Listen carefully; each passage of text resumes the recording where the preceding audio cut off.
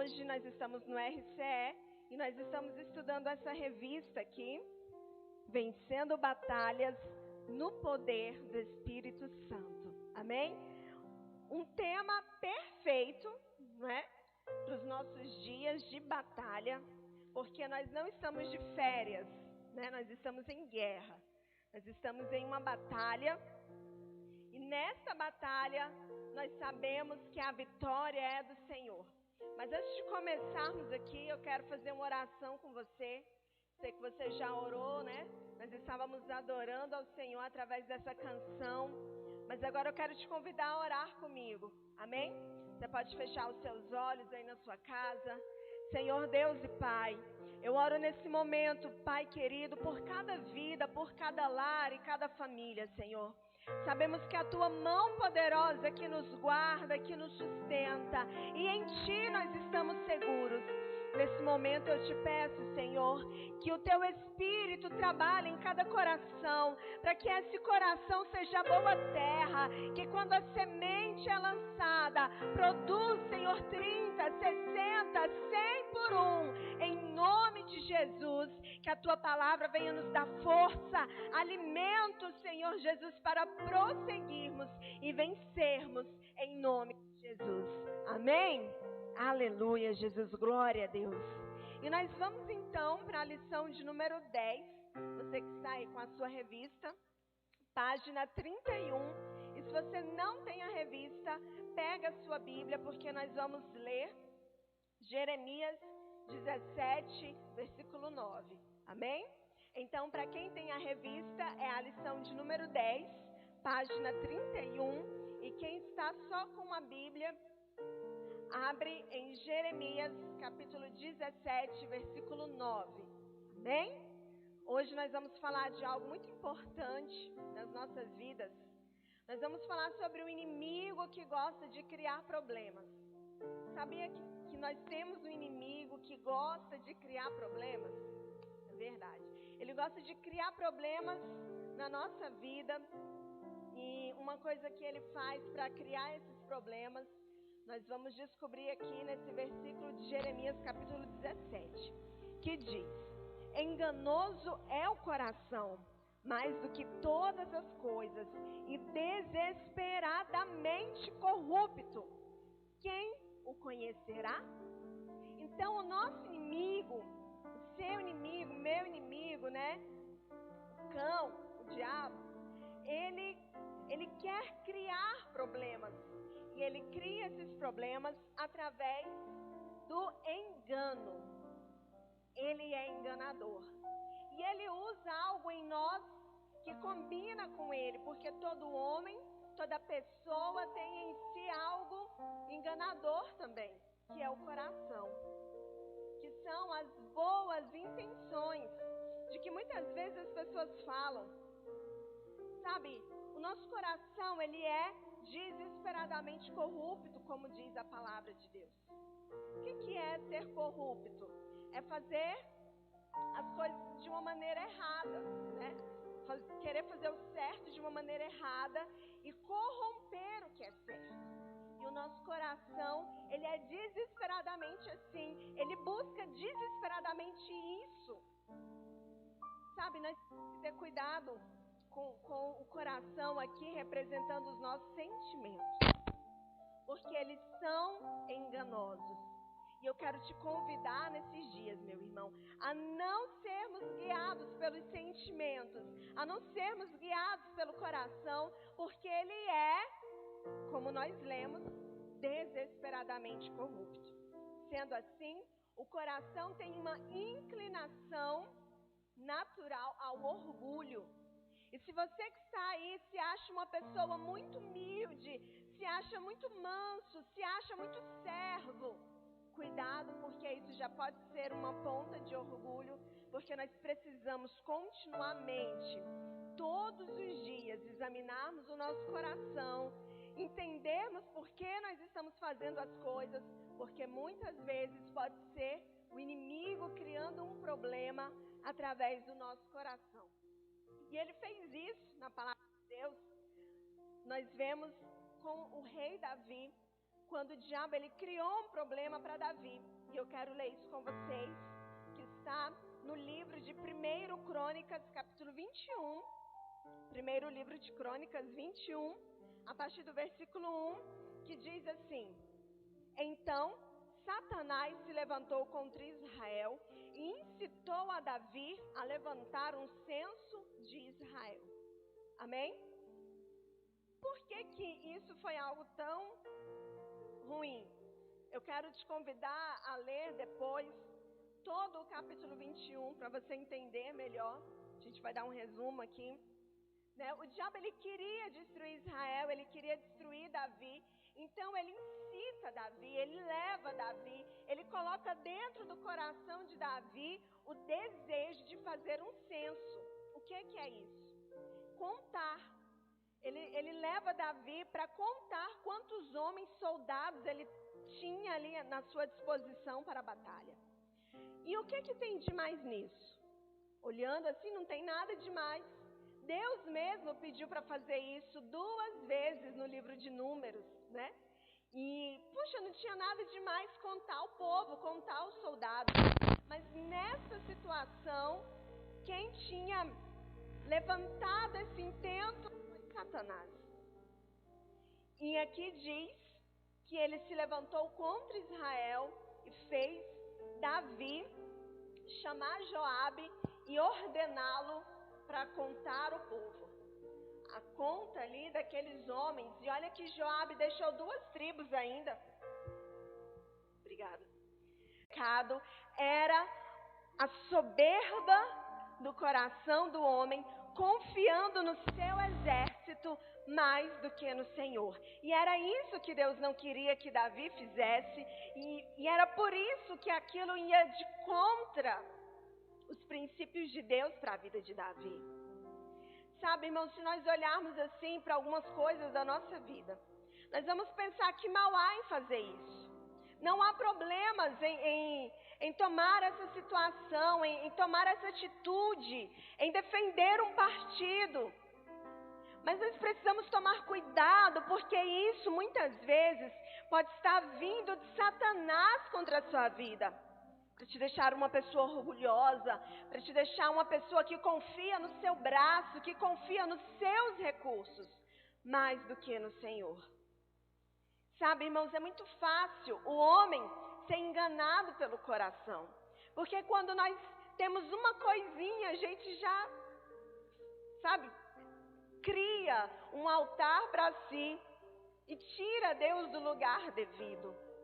E Deus não queria isso para Davi, um homem segundo o coração de Deus. E Davi era um homem assim, tão humilde.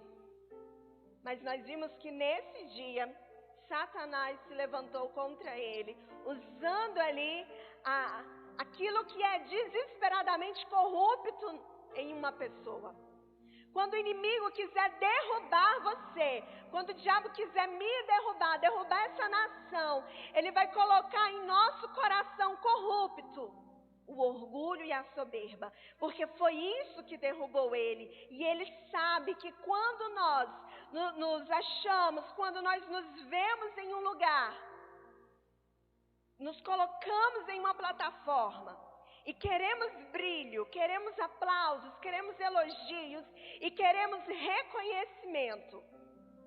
Aí, irmãos, nós podemos estar muito próximos de cair.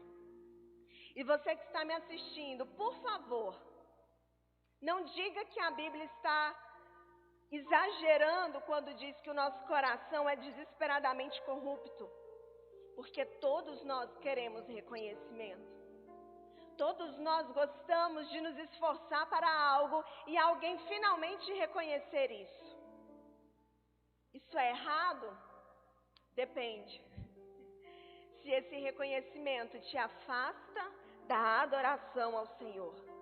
Davi, no Salmo 20, no verso 7, ele disse: uns confiam em carros, outros em cavalos, mas nós confiamos no Senhor.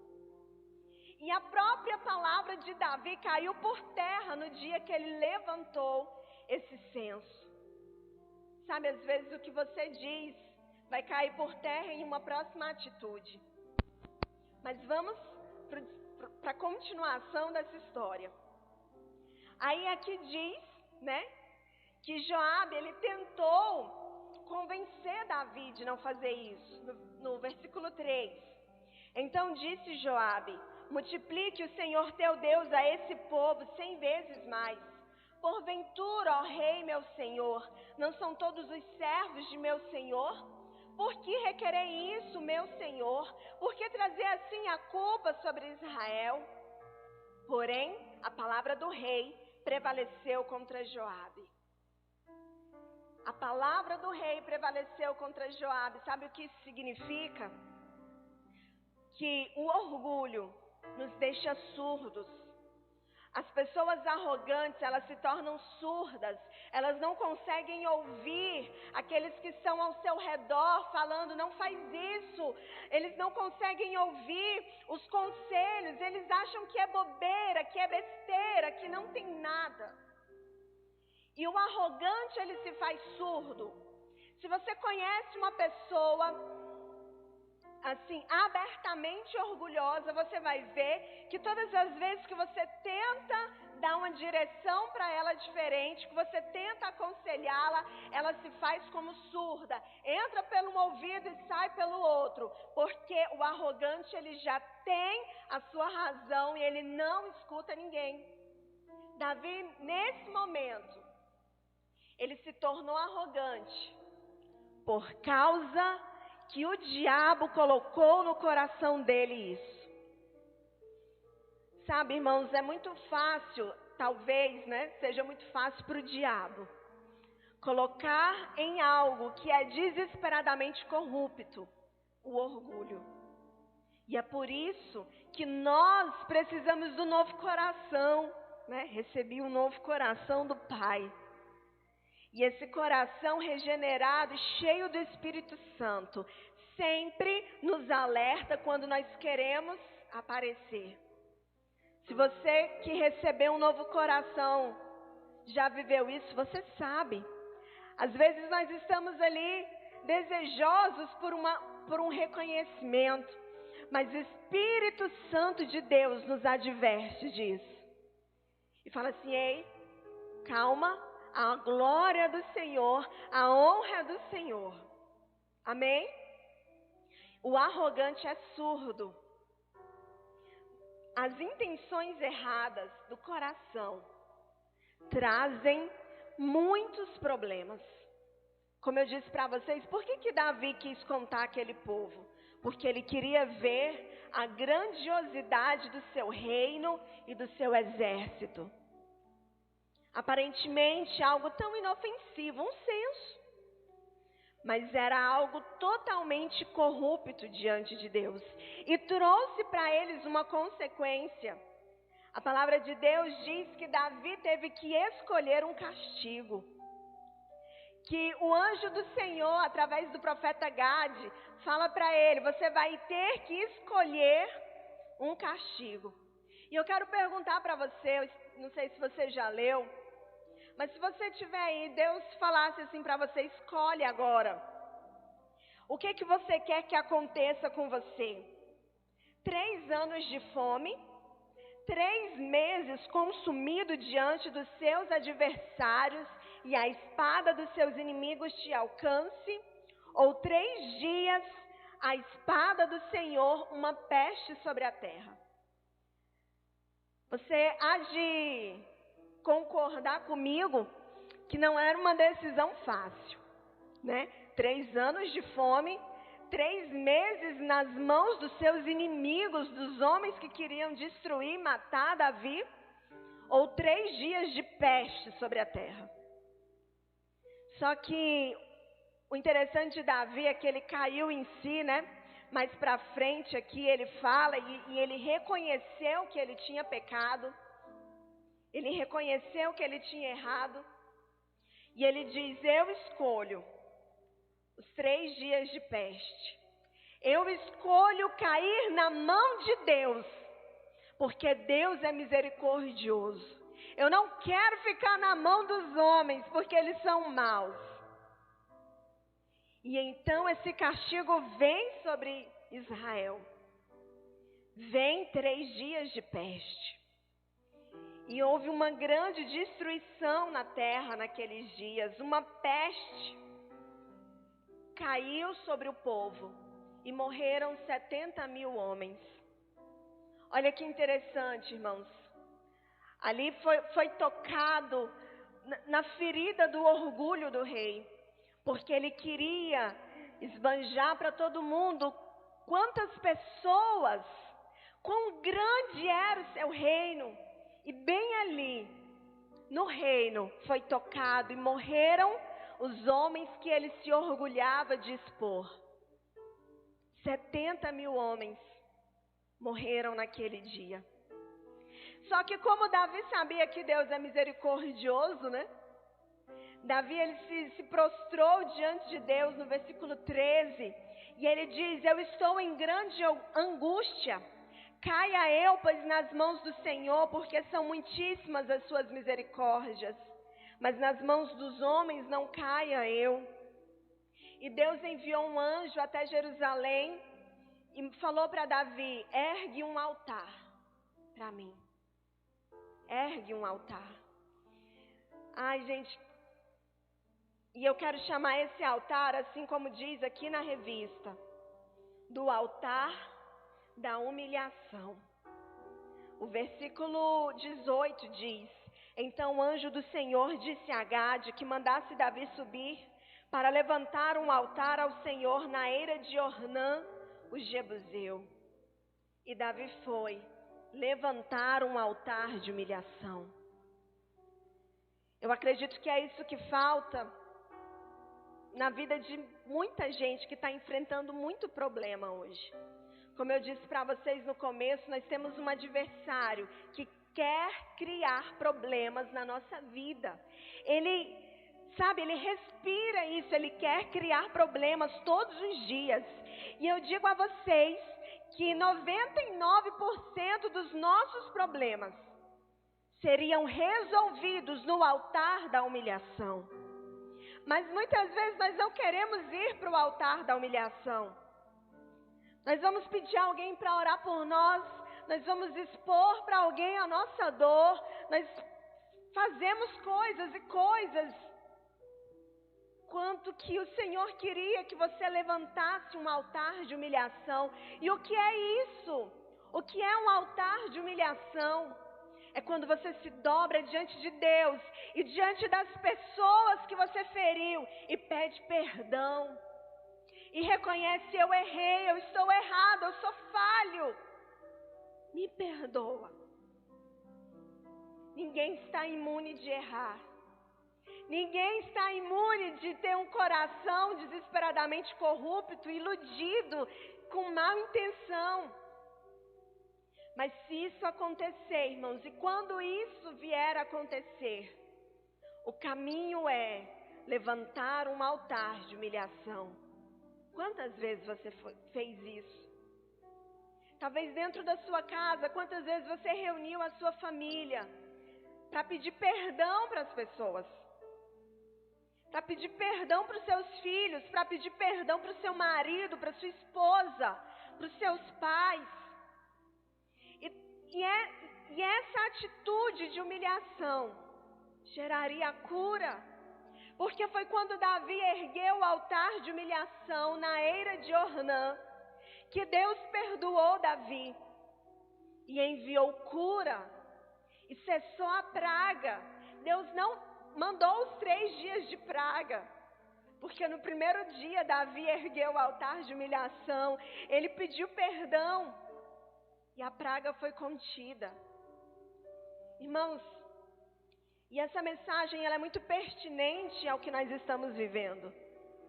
Nós estamos em dias de peste nessa terra.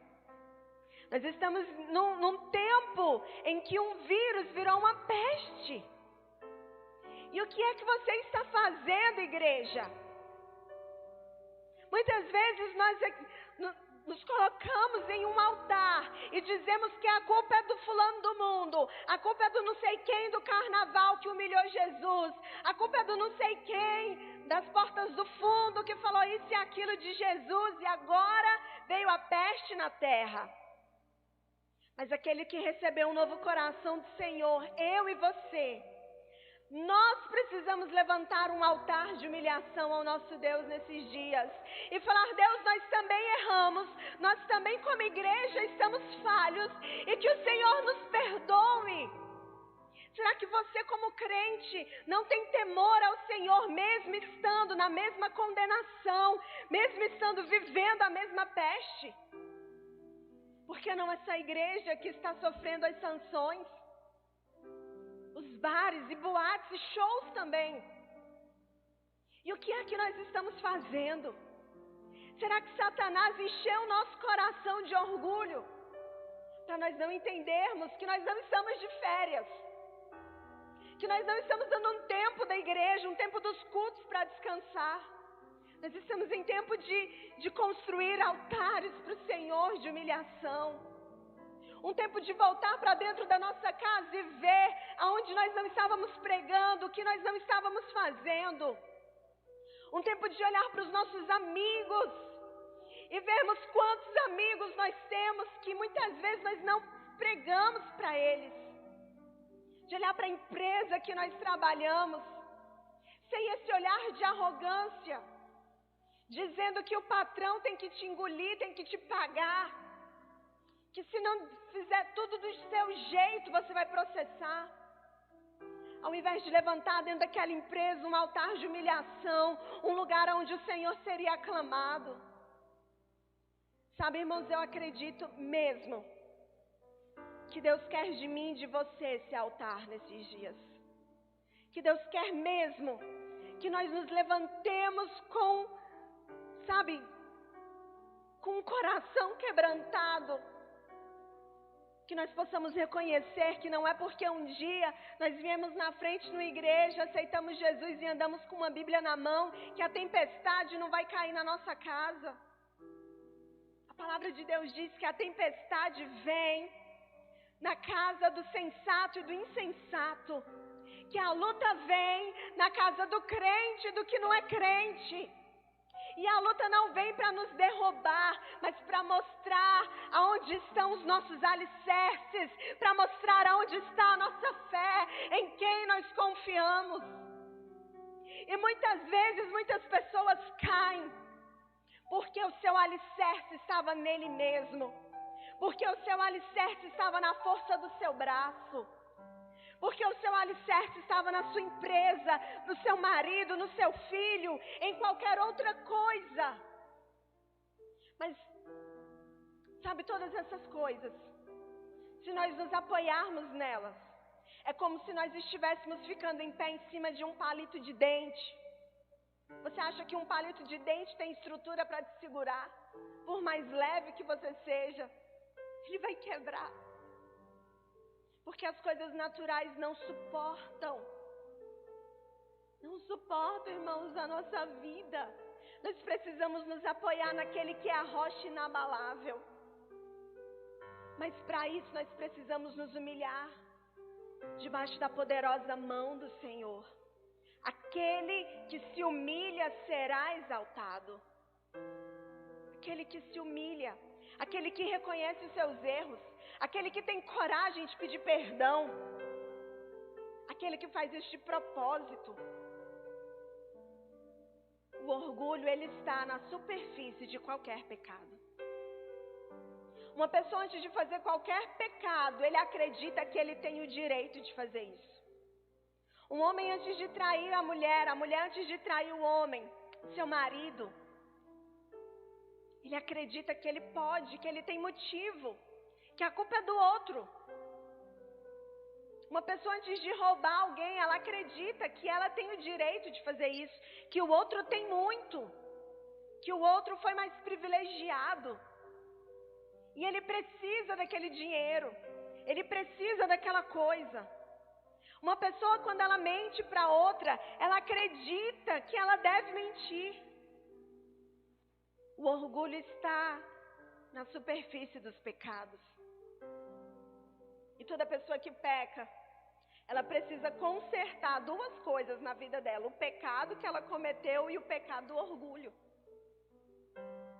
Mas, meus irmãos, A palavra de Deus diz para nós termos o mesmo sentimento que houve em Cristo, que mesmo sendo Deus, não tomou por usurpação ser igual a Deus, mas antes a si mesmo se humilhou, se esvaziou, tomou a forma de servo, a morte de cruz. Jesus, como esse exemplo de humilhação, ele traz um exemplo tão lindo que é pegar uma bacia, colocar ali diante dos discípulos e o mestre lavar os pés daqueles homens. Esse ato de humilhação que Jesus provocou foi de propósito. Ele foi lá fazer de propósito, ele foi se humilhar de propósito, ele foi lavar os pés sujos daqueles homens de propósito, para nos ensinar um caminho.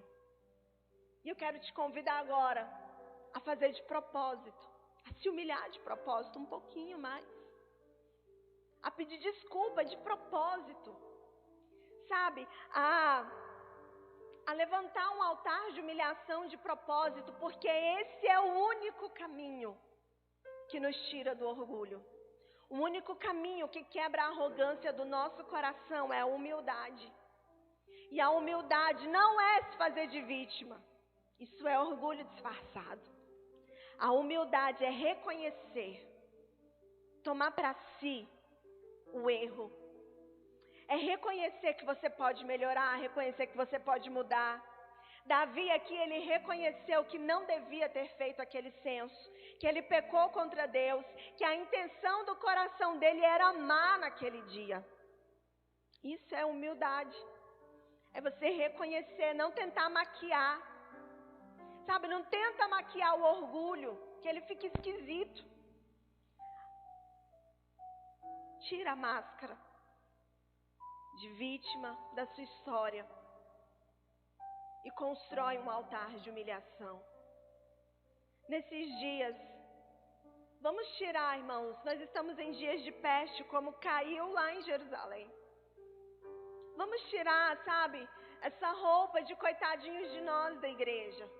E tomar responsabilidade, jogar a bola no peito e falar, sou eu, o Senhor está contando comigo. Ele disse que eu sou a luz, que eu sou o sal, que eu que vou fazer a diferença aqui. Então sou eu que vou erguer um altar de humilhação. Ou você está esperando que o pessoal da Porta dos Fundos faça uma retratação? Que os grupos que, sabe, zombaram de Jesus no carnaval, as escolas de samba agora cantem louvores.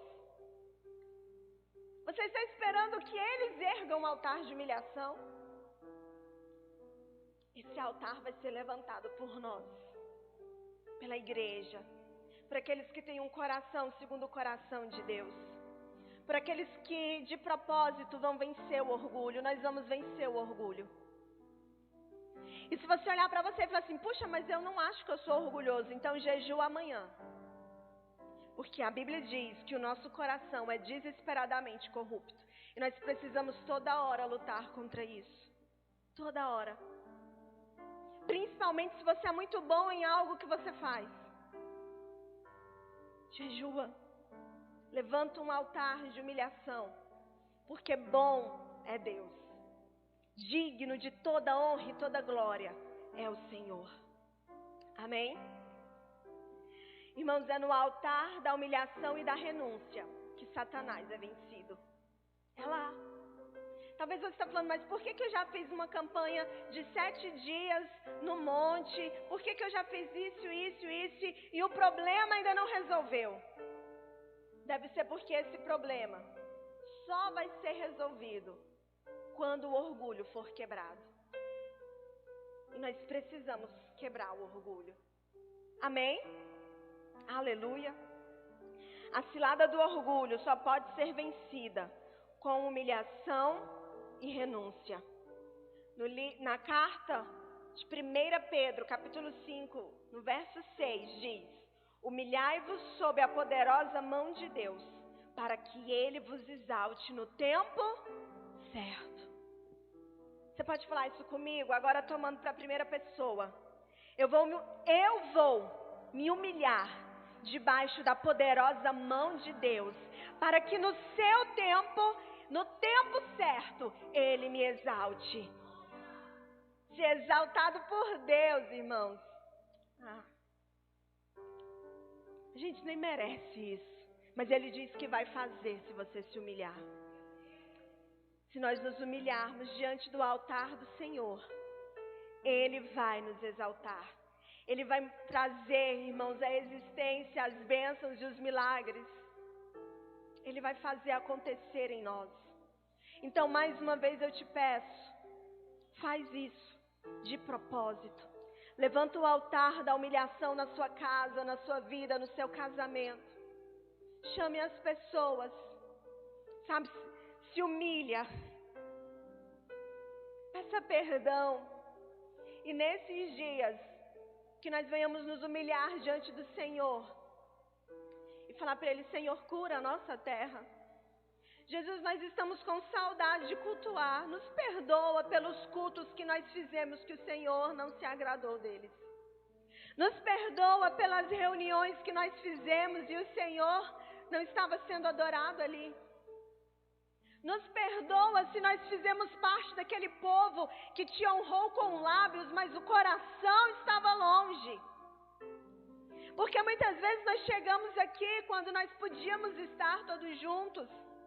E ficávamos olhando para a roupa, e ficávamos olhando para a voz, e algumas pessoas ficavam chateadas porque tinha que usar gravata, outros ficavam chateados por isso e aquilo, coisas tão pequenas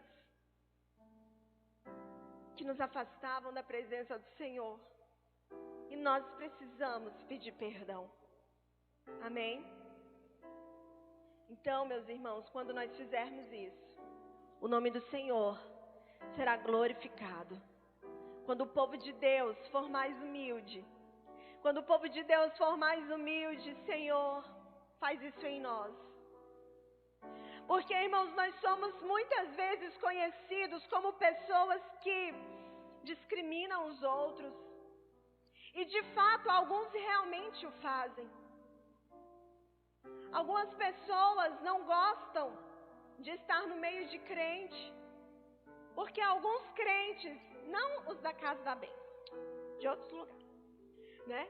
Algumas pessoas realmente olham os outros de cima e embaixo. Aqui não. Mas, meus irmãos, nós estamos no tempo de juntos, você aí onde você está, levantar um altar para o Senhor. E eu quero orar com você agora. E em nome de Jesus, o inimigo, ele fugirá, ele correrá, porque não há lugar para Satanás aonde há humilhação, aonde há renúncia, aonde há quebrantamento. Não há lugar para as mentiras e para os enganos do diabo quando uma pessoa se prostra diante de Deus e pede perdão. Então eu quero te convidar nesse momento. Eu acredito que o Senhor está trabalhando aí com você. Nós estamos crescendo espiritualmente. E é impossível crescer continuando arrogantes e meninos. Nós estamos crescendo e nesse caminho do crescimento, a gente entende que quando a gente perde, a gente ganha. Que quando se morre é que se vive. Que quando perdoa, não é o outro que é beneficiado, somos nós. Então nesse momento nós vamos erguer esse altar de humilhação e nos humilharmos diante do Senhor. Porque nós não sabemos tudo. Nós não temos toda a verdade. E nós não somos as melhores pessoas do mundo. O melhor de todos, Jesus, foi crucificado. Ah, Jesus, nos ajuda a entender aquilo que nós não entendemos agora. Pois nós somos pequenos, sim. Mas eu clamo a Ti, Senhor, que em cada casa, que em cada vida e cada crente que nos acompanha hoje, que o orgulho seja quebrado das nossas vidas. Começa em nós, Senhor, que estamos aqui no altar. Que nós não sejamos orgulhosos e presunçosos, que nós venhamos entender que é tudo seu. Levantamos um altar de humilhação aqui nessa noite. Reclamamos a Ti, perdoa-nos como igreja. Agora eu te peço individualmente e todas as pessoas que formam a igreja no mundo. Perdoa-nos, Pai. Se nós não salgamos como nós deveríamos salgar. Se nós não iluminamos como nós deveríamos iluminar. Se o nosso coração está cheio de discórdia. Perdoa-nos, Senhor. Perdoa-nos quando nós queremos que o Senhor não goste das pessoas que nós não gostamos. Perdoa-nos quando nós achamos que o mundo tem que pedir perdão primeiro do que nós. Como noiva eu te peço, lava nossas vestes. E cura a nossa terra, cura o Brasil. Cura o mundo, Senhor. O Senhor é mais poderoso que o coronavírus, o Senhor é. Mas nós sabemos que existe um vírus mais perigoso do que esse, que é o orgulho. E esse vírus, ele é tão maquiado, tão disfarçado, tão aceito.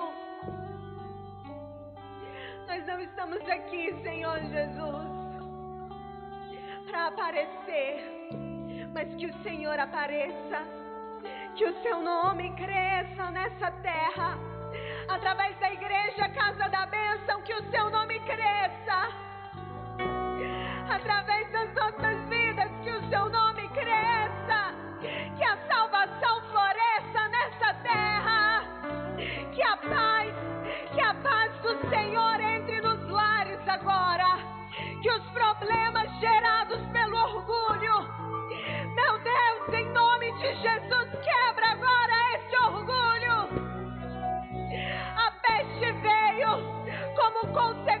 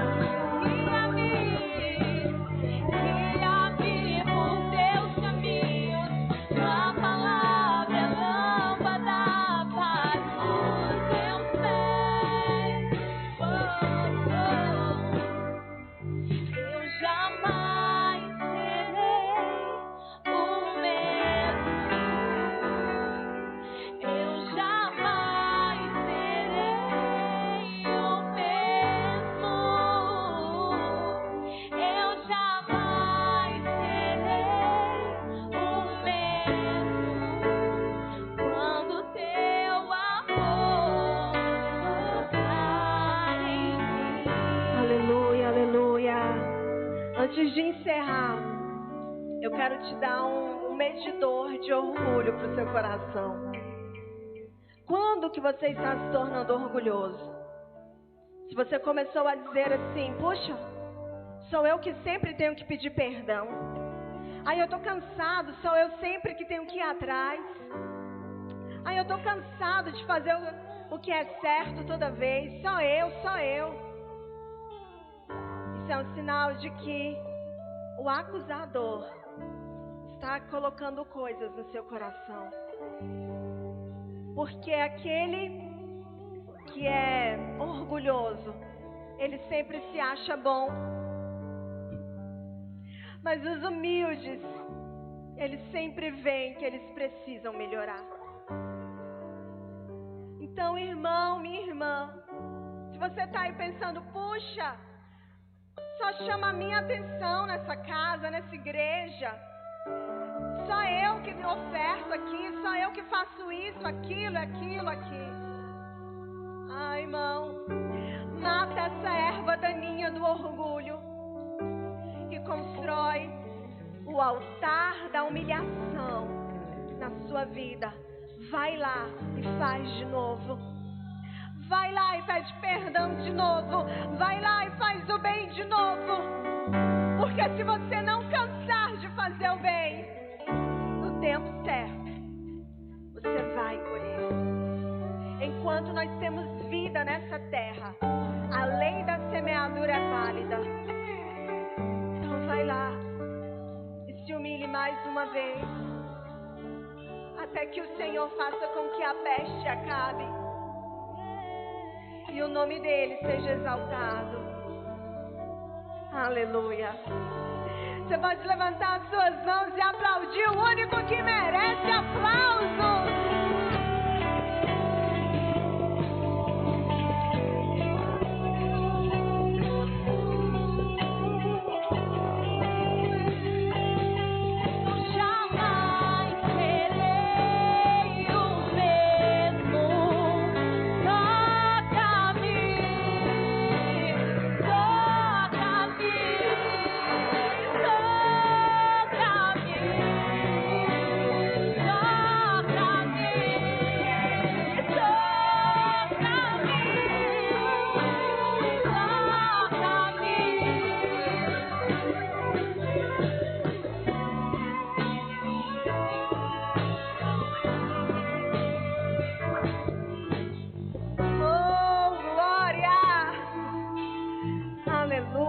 Jesus, aleluia. E aí, irmãos, falando, de continuar fazendo o que é certo, eu quero falar para você que talvez como eu tem passado por dias de um pouco mais de aperto financeiro. Chegou a nossa hora de mostrarmos a nossa fidelidade e de ofertarmos, apesar das circunstâncias. As circunstâncias não são favoráveis, eu sei. As circunstâncias não são de muito dinheiro sobrando para você dar grandes ofertas. Mas nós precisamos continuar acreditando na oferta e no dízimo. Mesmo nos dias difíceis, mesmo nos dias de crise. Porque nós vamos continuar fazendo o que é certo. Nós temos exemplos na Bíblia de pessoas que ofertaram quando as circunstâncias não eram favoráveis.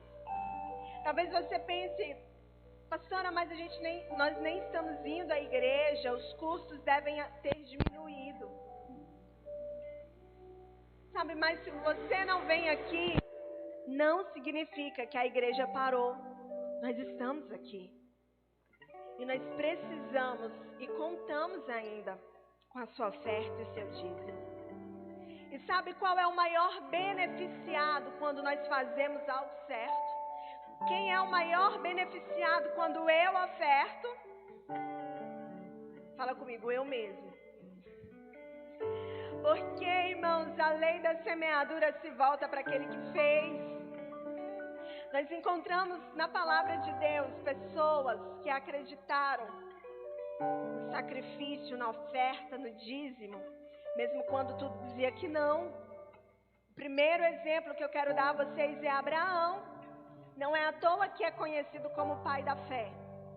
Abraão, ele recebeu de Deus uma promessa, que ele teria um filho. E desse filho, eles viriam uma grande nação, uma multidão, seria bendita todas as nações da terra, como as estrelas do céu, como a areia da praia. Vocês conhecem a promessa. Só que um dia Deus olha para Abraão e fala: Abraão, eu quero que você me dê de volta esse filho que eu te dei. O Isaac da promessa, eu quero ele. Deus não pediu Ismael. Deus pediu Isaac, o filho da promessa, da esperança da nação, a esperança de um povo grande, daquele homem velho, daquela mulher que já era velha. Mas porque Deus falou, Abraão decide dizer sim e ofertar e devolver o Isaac. Nós aprendemos aqui um princípio, irmãos, de que Deus, Ele muitas vezes pode nos pedir o que nós achamos que é de mais valioso, para ver se nós temos fé. E você sabe por que Abraão foi ofertar Isaac? Porque ele acreditava no coração dele que mesmo das cinzas Deus podia fazer Isaac ressuscitar, para se cumprir a promessa. Quando nós ofertamos, nós precisamos acreditar que aquele dinheiro que para nós acabou, né? Nós entregamos, nós não temos mais aquele valor. Mas daquilo que nós não temos mais, é o que Deus nos fará prosperar. Você quer uma dica, assim, um jeito de você observar, olhar para você e saber se o favor do Senhor está te alcançando? É quando você precisa de algo, precisa muito de algo, mas você não paga por isso. Deus está liberando favor na sua vida. Você precisa, deixa eu dar um exemplo assim comum, você precisa muito de um alimento, você não tem como comprar e Deus envia para você. Você está em um lugar, está sem dinheiro para lanchar, e chega alguém e fala: eu vou pagar seu lanche, escolhe o que você quiser. Prosperidade, você não precisa gastar. E mesmo se você tem, Deus envia. É isso que a oferta faz. Sabe, ela volta para nós. É algo, sabe, você precisa ter fé para acreditar nisso. O segundo exemplo de alguém que ofertou mesmo em uma situação muito difícil foi a viúva de Sarepta. Está escrito no livro de 1 Reis 17:12. Nós vemos que ela e seu filho estavam à beira de morrer. E ela disse para o profeta Eliseu: vou fazer esse bolo, vou comer e vou morrer, não tenho mais nada. Mas o profeta diz: vai lá e faz o bolo e traz para mim. E vocês conhecem a palavra, ela faz isso. E esse ato fez ela prosperar, porque o azeite da botija não acabou mais. Enquanto ela não pagou todas as contas dela, o azeite estava multiplicando. Irmãos. O terceiro exemplo, os crentes da Macedônia, na segunda carta aos Coríntios, capítulo 8, do 1 ao 15. E eu quero ler com vocês esse último texto, como eu não li os outros, né? Segunda carta aos Coríntios. Aguenta aí, Lara. Aguenta aí. Você já dançou hoje, mas fica aí mais um pouquinho. 8. 2 Coríntios 8:1. Também, irmãos, vos fazemos conhecer a graça de Deus concedida às igrejas da Macedônia. Porque no meio de muita prova, de tribulação, manifestaram abundância de alegria e a profunda pobreza deles superabundou em grande riqueza da sua generosidade. Porque eles, testemunho eu, na medida de suas posses, e mesmo acima delas, se mostraram voluntários. Amém? Na medida das suas posses, você precisa dizimar e ofertar. Mesmo em tempos difíceis, irmãos. Porque é agora que nós mostramos se a nossa confiança está no Senhor ou no nosso salário. Depois que veio esse segundo decreto, né, falando que tinha que fechar novamente a igreja. Se eu não me engano, dia 12 para cá. Na igreja que eu pastoreio. E eu já conversei com alguns pastores e constatei que não foi só na Vila Íris. Nenhuma oferta entrou mais. Ninguém nos ligou, nos mandou mensagem, falou assim, eu quero ofertar. Os dízimos teve alguns fiéis, né, que prevaleceram e vieram e falaram, eu vou dizimar. E às vezes o meu medo é que alguém esteja fazendo isso apenas por um costume religioso e não por fé. Apenas por medo do devorador e não por amor à obra. Porque eu falei agora há pouco com vocês sobre as intenções de um coração desesperadamente corrupto. De pessoas que estão confiando mais na força do dízimo do que no poder de Deus que provê. O dízimo é bênção, irmãos. Mas nós precisamos saber por que estamos devolvendo. A oferta é bênção. E nós precisamos entender por que estamos ofertando. Então eu digo a você aí que está acompanhando agora. Espero que você não tenha colocado um mute. Que você pegue o seu celular, envie uma mensagem para o seu pastor e fala, eu vou ofertar. Eu vou dizimar. Eu continuo acreditando. Mesmo nesses dias difíceis, eu continuo acreditando. Eu quero dizer para você que eu, Aline, continuo acreditando que o meu Deus suprirá todas as minhas necessidades em glória, segundo a sua riqueza. Ele suprirá. Amém? Glória a Deus. A Lucélia falou aqui no último culto, né? E se alguém fez isso, né? De pegar um envelope, colocar dentro desse envelope a oferta. Se você fez isso, então pega esse envelope. Se você não fez, mas você pode guardar em um lugar. Sabe, irmãos, nós continuamos sendo igreja. E a igreja oferta. Amém? Então pega aí a sua oferta, seu dízimo na sua mão, que eu quero orar por você agora. Senhor, meu Deus e Pai. Meu Deus, a tua palavra nos ensina a ser fiel. Mesmo quando nós estamos em circunstâncias difíceis. E eu clamo ao Senhor agora que toda essa situação nos revele a verdade do nosso coração. E se algum crente foi achado infiel e defeituoso nessa área, que o teu Espírito traga agora a mudança que nós precisamos e um coração generoso, sabendo que todas as sementes lançadas, elas nascerão em prosperidade, saúde, segurança e paz na nossa vida, em nome de Jesus. Amém? Que Deus abençoe você.